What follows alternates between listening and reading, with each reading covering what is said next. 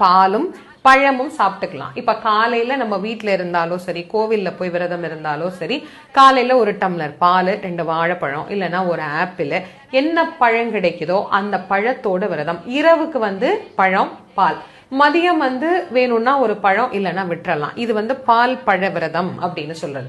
இன்னும் சில பேர் ரொம்ப கடுமையாக இந்த விரதத்தை இருக்கிறவங்க அப்படின்னா மிளகு விரதம் அப்படின்னு ஒண்ணு உண்டு. அதாவது முதல் நாள் சஷ்டி ஆரம்பிக்கிற அன்னைக்கு 1 மிளகு, 2வது நாள் 2 மிளகு, 3வது நாள் 3 மிளகு, 4வது நாள் 4 மிளகு, இப்படி 6 நாளைக்கும் 6 மிளகு மட்டும் சாப்பிட்டுட்டு தண்ணி குடிச்சிட்டு விரதம் இருப்பாங்க. ரொம்ப கடுமையா இருக்கிறவங்க இளநி விரதம் அப்படின்னு உண்டு. இளநி குடிச்சிட்டு விரதம்.